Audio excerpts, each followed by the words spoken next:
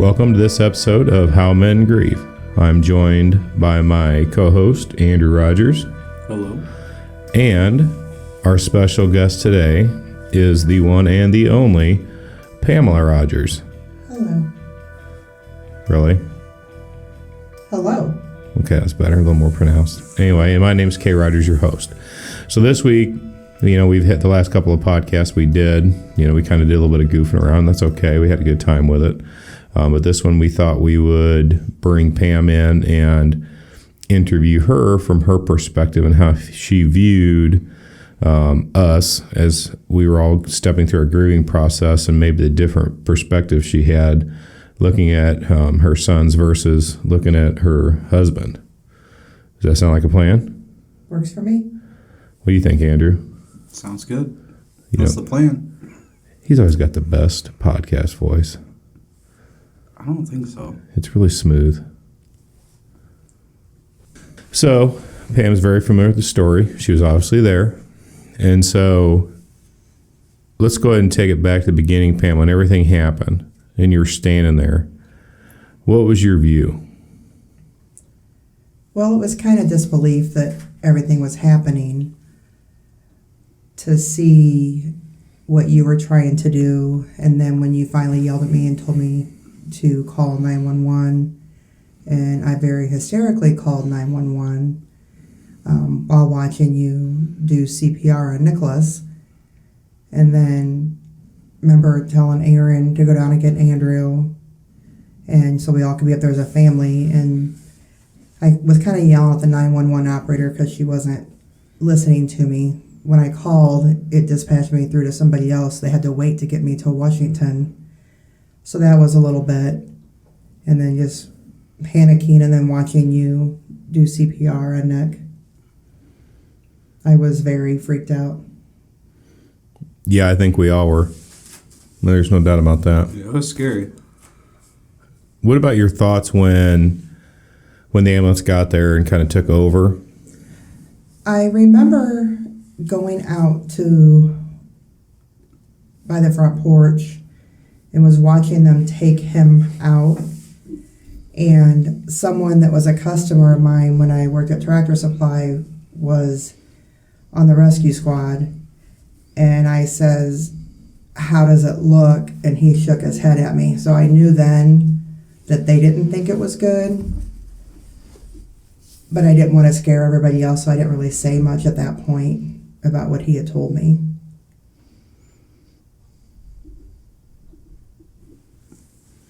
How did that, and I know we're gonna get we're gonna have to get some of your feelings in here. It can't just be about what your view of the men was. So just kind of frame the story a little bit as we move through this. But knowing that, did you think, by not sharing that at that time, did you think that was maybe helping everybody around you at that moment? I was just trying to be as strong as I possibly could at that time. I didn't want to scare the boys, and I didn't want to scare you. We all were on high alert at that point, and I didn't want to scare Nicholas's mom either. She carried that boy for 9 months, so as a mother, that's what I was thinking of. I was thinking of you and the boys, but I also was thinking of Christine and how her heartbeat was the first heartbeat that Nicholas heard, and that they had lost his heartbeat.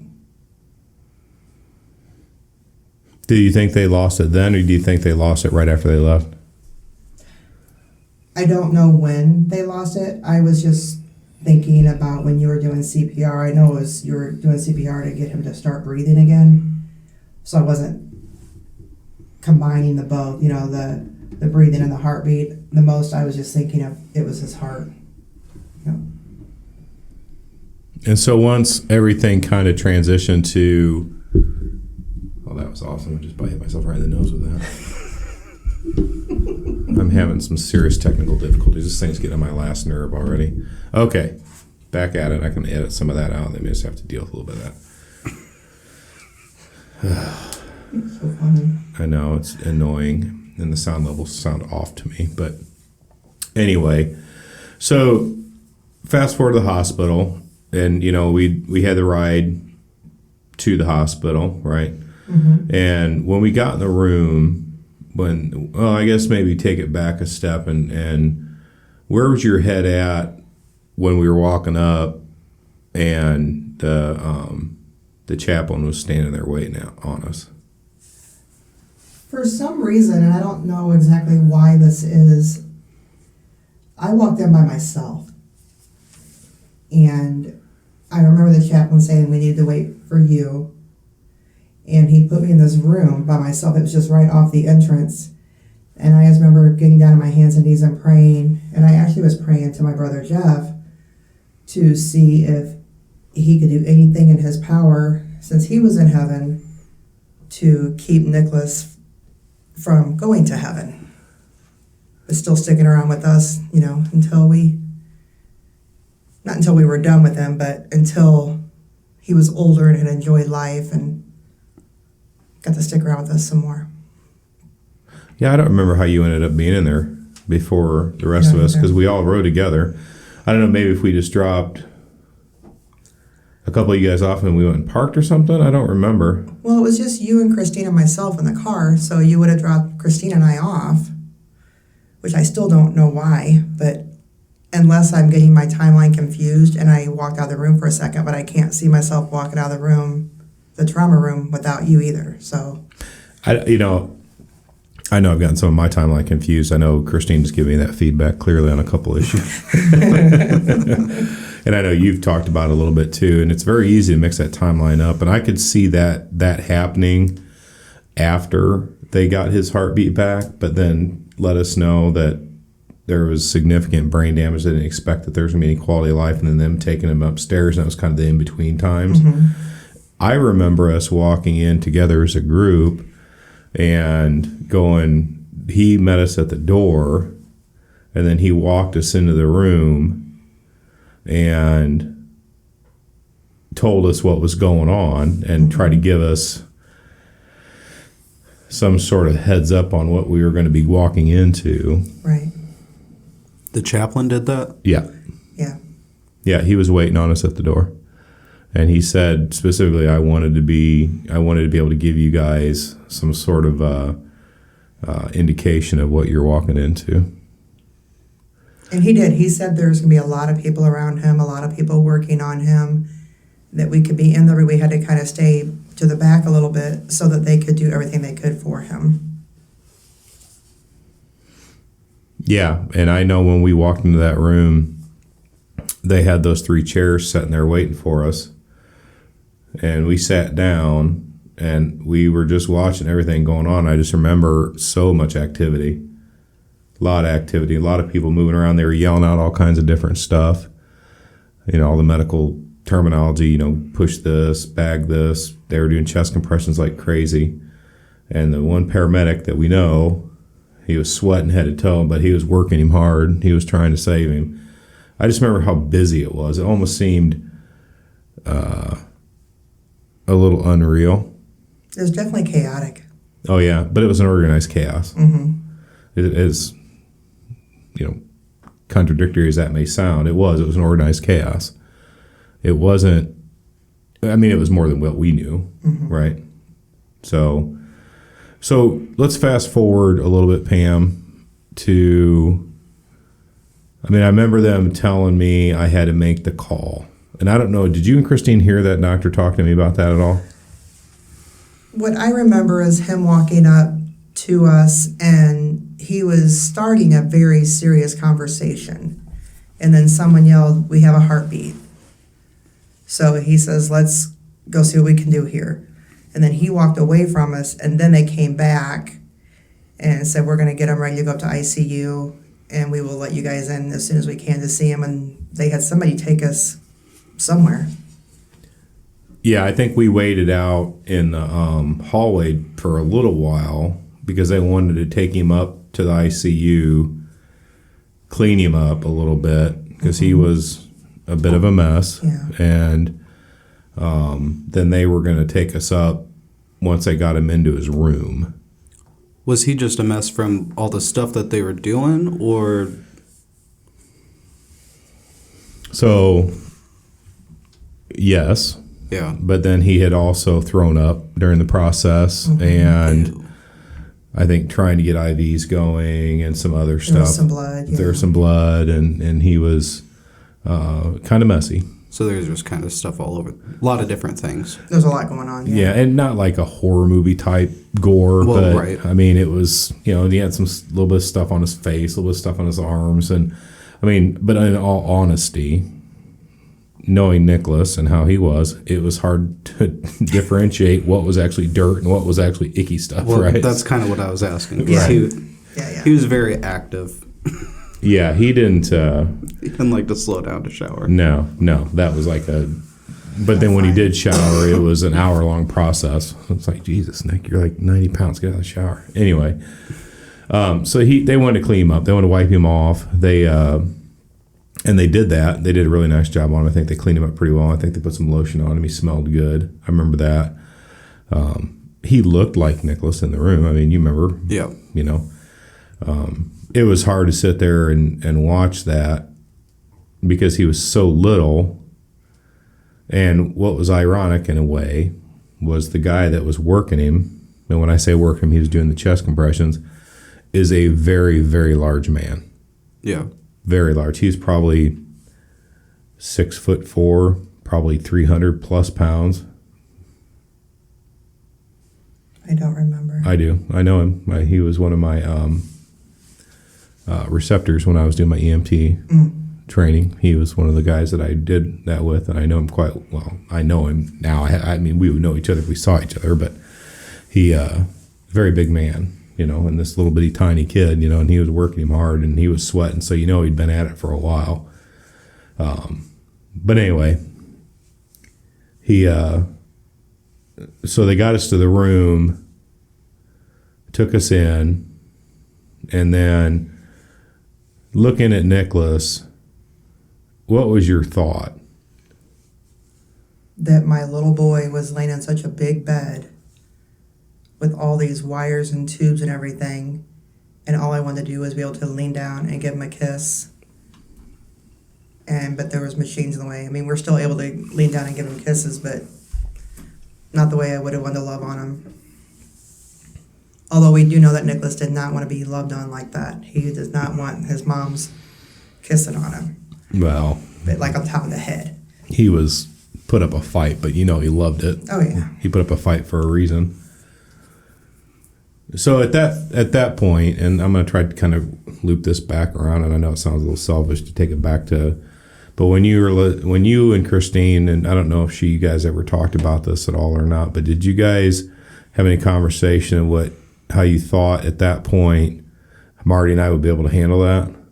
No, we really didn't. I think we were so in the moment that we were all trying to figure out how any of us would be able to go on with a normal life if what ended up happening was truly what was going to happen. Because I think, not that we still had hope, but I think we had just a glimmer of hope that, he's just going to sit up and tell us we're all full of shit and be like, all right, here I am.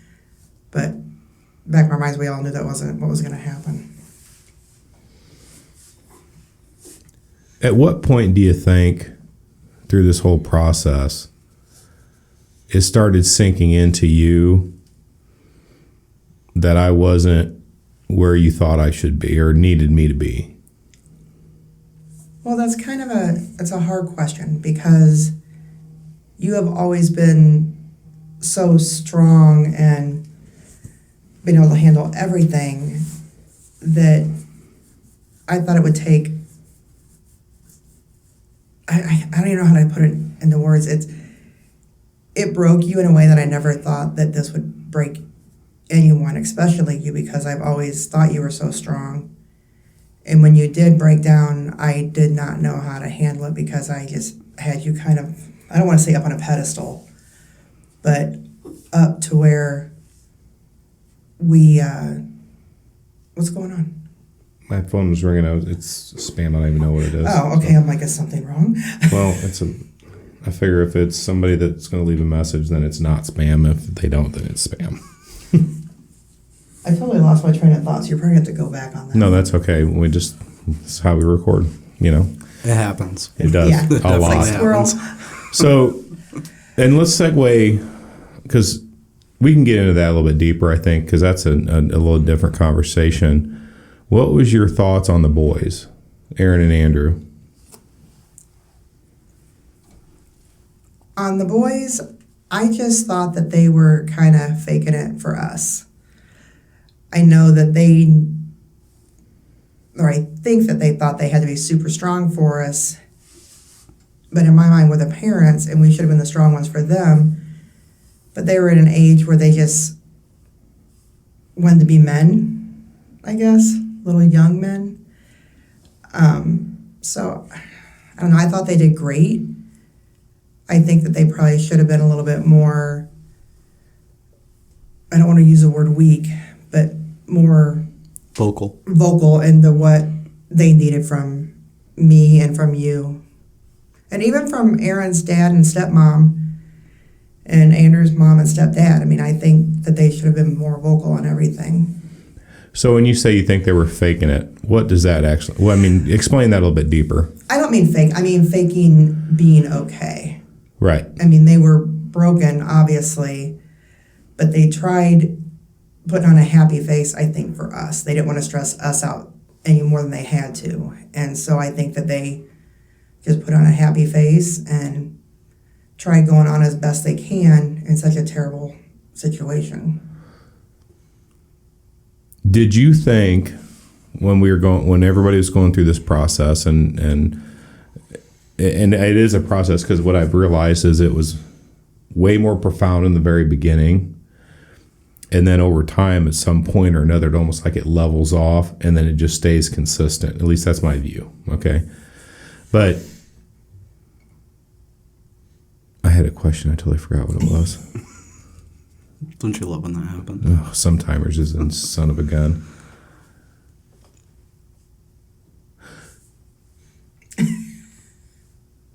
If you had to compare the difference in grieving from your observations, and we talked a little bit about the boys, I want to stay on that. Do you think that they handled it in a way that you would have expected them to? Or do you think that, was it a little confusing or maybe just odd to you that maybe they handled it differently than what maybe you or Christine or a different woman would handle it? Or do you think they were similar in characteristics? Or I don't think they handled it like a woman would handle it, because us women handle things completely different than men or boys do. I thought they both did amazing.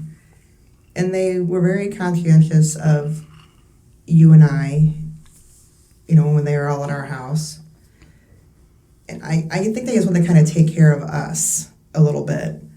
But then I also feel like we all were grieving so hard that we kind of just, I don't want to say it started ignoring each other, but we were just kind of sat there in our own grief, and we didn't really talk as a family much at that time, for the first few weeks. Do you remember that part at all? not really? I don't know if I looked at it that deep. I don't know, Andrew, what do you think? Do you remember? Does that feel like that to you? I'm sure that happened.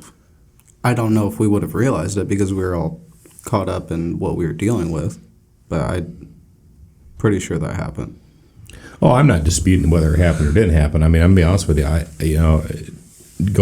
Having these podcasts is, shown me that there's been a whole lot of parts of this that I really don't remember clearly, and maybe my memory of them is completely off.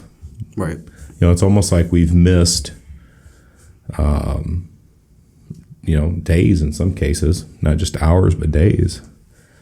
I do remember that I drove the boys crazy because I wanted to be able to see them in my sight most of the time. And, we've always been an affectionate family, but I was hugging them tightly constantly, and to the point where oh my gosh, get off of me. They needed their space, and I just wanted to have them all so close to me. And just make sure that they knew, God forbid something happened to anybody else, that they knew how much I loved them. And I always wondered if Nicholas knew how much I loved him, when he passed. Well, of course he did. He knew that didn't a have lot. any doubts about any of us loving him. No. That's Well, for sure. and I know that, but as a mom, I wasn't the one that gave birth to Nicholas, and I wasn't the one that gave birth to you, but for as much as I could love my stepsons, it absolutely, that was the way it was, Right. In my letter I wrote to Nicholas when he passed, that they read at this funeral, I said that I basically fell in love with Nicholas the first day I met him because he was such an ornery little shit, and I'm just like, oh my gosh, here we go again. My ornery little one was, 7 at the time? Yeah. So. Yeah, for sure. So going back to when you're talking about when you were exceptionally, smothering the boys with your affection. I still try it, and they don't really let me as much anymore. I know. I understand. Anyway, when that was going on, though, and the boys, I'm sure, reacted like, oh, God, get off me enough. How did you take that? I got it. Did you? Yeah, because I knew that they needed to do their own thing, and I couldn't depend on them to make me feel better. And I think that's part of it. I was smothering them to make myself feel better. Hey. Hi, Chloe. Hi, sweetie. How are you? Tired. Okay. How's it going? We're going good. Recording. Okay. You can edit that out, right? I can do whatever I want. Okay. All right, love you. Welcome to the Beats Laboratory. I do what I want. So, when you seen me breaking or broken, I don't know if I would say I was breaking. I think I was breaking the whole time it was happening. I think I was broken. I think I was broken leaving the hospital. Mm-hmm. I don't think I recognized how much probably. And I mean, who's going to be in tune enough with their feelings going through an event like that you probably would. But did you, when you were seeing that, I guess maybe a better question, when did you realize it at first? When did you see that at first? It took me a while. You were staying so strong for everybody else that you weren't really, when we were at the hospital, you weren't really showing that you were starting your breaking down process. The first time I really realized it, I really seen a huge glimpse of it, was we had taken our turn to go home and take a shower, and we both had showered, and we went and we laid across our bed and just laid there, and I held you and you cried for quite a while, and we cried together. And then you're like, okay, we got to get up, we got to get back. So we got ready and went back up to the hospital. And that was your first true breakdown moment that I can remember. I mean, we were crying and stuff at the hospital, but you broke down in my arms that day. And that's, I'm not saying that's when I started worrying about you, because I was worried about you the whole time, but that's the first time I really remember you starting the process, I guess. At what point did you realize that it was worse than you thought? When we went back to work.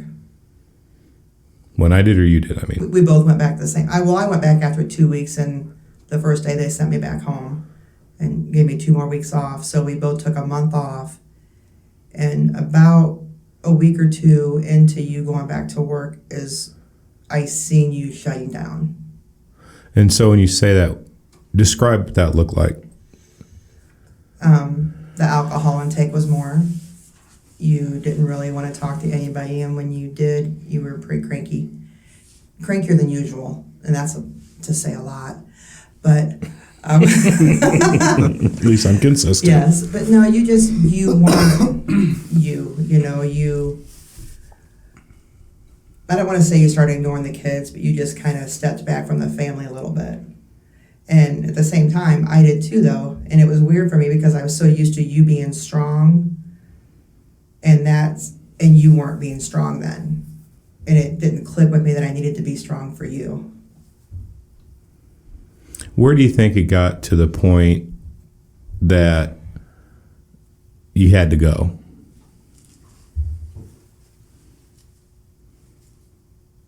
I don't really remember the time frame. I know I was there he died in June, so the following October is when I left. I would say probably about his 1 year anniversary, heaven anniversary.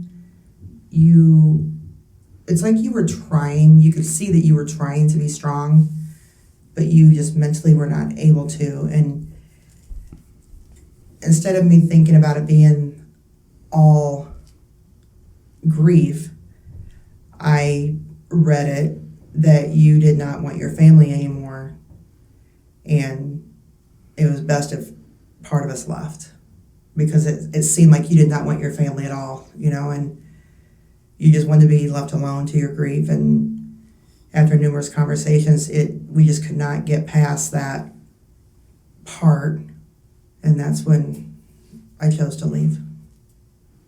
Did you see it like that, Andrew? What do you mean? The part where, when I was really in the deepest part of it, right? Did you view it as I didn't want anybody around? I didn't want the family anymore? No, honestly, I didn't realize. Like, I knew that everybody was having a hard time dealing with it, but I don't think that I really stopped enough to pay that much attention until after Pam had left. That's when I really saw that you were struggling. And I think part of that was when I was dealing with my own grief. And then, two, I tried to keep myself as busy as possible. I wanted to be distracted, so I just wasn't as aware, I guess, as... Yeah, and that's okay. I mean, I think that's fair. I mean, I know a lot of people are probably thinking, my God, how can you ask each other these questions? Well, we lived it. I mean, it's a reality of our life that we've had the last 9.5 years. It hasn't been easy. It hasn't been kind. It's been hard. There's been some really great times. I'm not going to say there hasn't been in the last 9.5 years since Nick's been gone. But, man, we've had some really tough times. We've separated, 3 times and for different reasons. All based in grief, I think, is a fair assessment. Do you agree with that? Yeah, for the most part, yeah. What do you mean for the most part? Well, yeah, I mean, because we just haven't, we were very, very happily married before Nicholas died. And it's like we did not know how to react with each other after that. It's like we didn't know how to get back to the happily married couple that we were. I think maybe we made the mistake of thinking we could get back to what we were before. Yeah, I would agree. And, you love differently now. I mean, I know that I love you differently now than I did back then. It's still a very strong, deep love, but it's different. I understand you a little bit more now than I did back then. Actually, a lot more. Never. I mean, you're kind of off your rocker most of the time, but I do love you. Really, you're going to agree with her, Andrew? Well... this is why I'm going to do YouTube videos, and I have video evidence of you agreeing with Pam. I didn't say anything. You have no proof. I seen it, though. For enough money, she will snitch you out, just saying.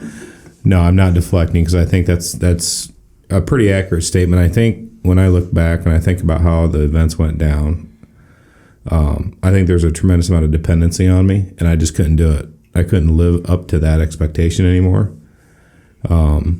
No matter how hard I tried. And I was trying. I just didn't know why I couldn't or what was stopping me from getting there. But I think when you think about when you look at your own feelings and your own grief and stuff, I'm not sure that you're the best person to internalize yourself and try to decide if, where am I going wrong? Sometimes you're not capable of understanding that, right? I think, though, from the marriage standpoint, in my perspective, I think where we made our biggest mistake was the fact that we were trying to get back to what we were before. We didn't recognize we could never get back there because the whole dynamics of our family had changed. Mm-hmm. And we didn't try to just rebuild what the new normal is. Right. And that's not an easy process. Even if you could try to rebuild to what you were before, it's not a clear and easy process. And it's funny, people want you to read these books that's going to describe the differences between men and women. And although there is some truth to them, I will give them that. I don't think there's a defined way that people grieve in loss. No. Everybody handles it different. If you listen back to our previous podcast, we've talked through how Aaron handled his grief. We talked through how I handled my grief, which was different than Aaron's and different than Andrew's. And Andrew talked about how he handled his grief, which was different than you, Pam. And then you've handled your grief different. And grief is one of the things I've come to realize is grief is a very personal journey, and it isn't a one size fits all. No, definitely not. And especially when you mix in the expectation of family dynamics. Yep. Because in our marriage, we've always had somewhat of the traditional defined roles, right? But when you strip that away and there isn't really any clear definition there anymore, you don't know what the hell to do. You have no idea. You're scrambling. And you recede in a way, kind of like my hairline. You recede, right? Your 7 head? My 7 head, yeah, I'm beyond the forehead part for sure. Well, I'm already starting, so thanks for that. Andrew, you shave your head on purpose. I don't even feel sorry for you. Well, that has nothing to do with my hairline. Well, that's true. You definitely got the Dracula hairline going, but... One thing that I struggle with too is when Nicholas died and trying to wrap my head around that. My brother was killed back in 93. In August of 93, I had Aaron in September of 93, and I about lost him. And I had to take care of a sick child. So I never got to really grieve my brother. And I think when Nicholas died, that all hit me. I mean, it had been years, but it all hit me. And I did not know what to do with all these emotions I had coming at me. And not that I wasn't grieving Nicholas, but I also was grieving Jeff. And because I literally could not take the time to grieve him. I had Aaron 3 weeks later. So it all hit me at the same time. And I just remember sitting there thinking to myself, I'm so selfish and self-centered right now, but I could not help myself from being selfish and self-centered. But I don't know if I would call it selfish and self-centered, because to my original point that I was talking about earlier, feelings of grief are a very personal journey, and it isn't a one-size-fits-all. And you really don't know when some things are going to come back and bite you. And for example, when my nephew Spencer died, I went and helped. I was trying to be strong for my sister and doing those things, and I don't regret that. I think it was important. I was glad I was able to do it, but I didn't realize the impact that it would have on me. And it's not even I didn't realize it. I didn't really recognize that it was going to have that kind of impact on me. And it did. And it did. And that's how blinding this can be, is you just aren't going to see it coming, especially if you've already suffered incredible loss previously. Right. And that's what makes it difficult. But that's why I think there is a significant difference between how men handle the grief versus how women handle their grief. I think women, in general, not always, but in general, have a better support group than men, because women can talk about it openly more with each other. Yes. Men, on the other hand, do not. And when they try, they are not very good at it. Do you think it's because men kind of get embarrassed a little bit by their grief? They don't want their friends to think like, oh, he's such a puss or whatever. Oh, I think there's some foolish pride involved in it. I wouldn't argue with that. What do you think, Andrew? Oh, I'm sure. I mean, have you ever had to try conversations with your friends about the situation or how you felt? No. Nobody really asked about it. They just kind of ignored it for the most part. And when you say ignored it, what do you mean? Just didn't really address it. It's not something that we talked about. It wasn't something I brought up, and they didn't ask about it. Yeah, so there wasn't really a good... Men don't do that. And they don't. I'm not saying it's right. I'm not saying it's anything. It's just men don't do that. We're not taught to do that. We're taught to be very strong. We're taught to be almost emotionally inept, I think, in some cases, where we just try to ignore the pain away, which clearly never works. And when we do talk about it, it is embarrassing. To have to admit you have feelings like that? What? That's crazy. We're supposed to be strong and tough and, macho and that whole marking my territory crap. And then, when you have something happen and then you actually have to feel. And then when you think you can bury it like you have everything else, it's not the same kind of sadness you've had to hide your whole life. It's something entirely different. And I'm not just talking about losing a child. I'm talking about any significant loss, or whether it be divorce, whether it be losing a parent, another sibling, losing custody of your children, or losing time with your children because of a divorce or something. We're not allowed by society's eyes. Now, we are more so now than we were back when I was a kid and the way I was raised. That wasn't okay. You didn't do that. You didn't feel, and you sure in hell, if you did, you didn't show it. I don't want to say this. I know that I was a hot mess in the very beginning, more outwardly crying and stuff all the time, and you kind of sat back and let me have that, I guess. You were doing yours in private, where I was just a blubbering idiot all the time. And I think as time went on, I was able to kind of pull myself back and look at it differently. But then that's when you started falling apart, and I did not know how to deal with you. I didn't know how to help you in any way. When I did try helping you, I felt like I was making it worse. Whether I was or not, I don't know. But at that time, I felt like I was making it worse. Instead of being there for you and helping you, I felt like I was making it worse for you. And I don't even know why I felt that way, but I did. Like when my mom died 5 years ago, I looked at it more as she had been sick, and it was the natural thing to do. And at that point, I'd already lost a child, and to me, that was the worst thing you could ever go through. So he's tearing it up in here. So in that aspect, not that I didn't grieve my mom deeply, because I did, but I think I was just able to hold it together more a little bit than I did with Nicholas. Do you think the expectations were different? What do you mean? So when your mom passed away, you didn't have to try to be strong for someone else, right? I wanted to be strong for the kids because they lost their grandma.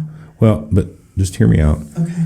And I'm trying to contrast the differences between when we lost Nicholas and maybe viewing my meltdown and all that versus like when you lost your mom. And yeah, you want to be strong for the kids, right? Because they're going to feel a little bit of pain and you want to help them through that sadness.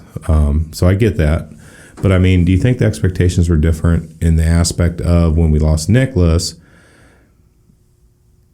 You had to try to figure out a way to be strong for me too, which you never had to do, right?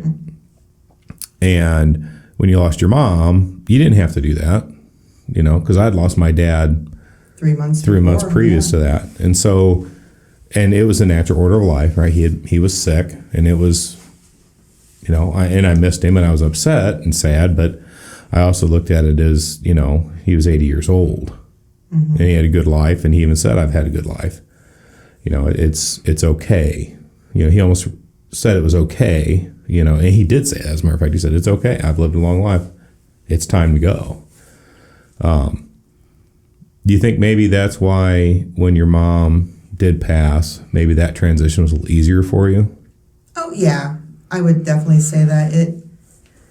My mom wasn't near as old as your dad was. She was only 69. And so, but she had said her goodbyes the day before. You know, she got to see all of Jeff's kids, and that's what she wanted. You know, and she kept saying to us girls, "You're gonna be jealous because I get to see your brother again before you get to." And so I knew she was at peace with it, and not that I was okay, but I was okay. Yeah. So if you had to give any parting words to anybody, Pam, in the aspect of how men grieve differently, any words of wisdom? Do you have any? Well, if I was talking to another woman, I would say to look deep into your man, because there's a lot more going on than you probably realize, and to let him know that you're there for him constantly, because I do feel that is where I failed you some. I don't look things as failures. I just looking for opportunities to learn and be better, right? And look where we're at now. Yep. I drive you crazy still, and you haven't killed me. I haven't. So, Andy, 18 years. That's right. Andrew, you got any parting words? You've been really talkative this session. I think you guys summed it up pretty nicely. Okay. So thank you, listeners, for taking the time to listen to How Men Grieve. I want to thank our special guest, my wife, Pam, and, of course, my co-host, Ann Dizzle Rogers. Andy J. And we're ending because my computer battery's about dead, and I forgot to bring my charger with me. So, anyway... thank you guys so much. Sorry this release was a little bit later than normal. We will get back on our schedule. It is holiday time, so just bear with us. I hope everybody has the best holidays out there. We wish you the best. And hey, guys, just remember, it's okay to feel, and let's talk about it and keep it real. Until next time, peace. Peace.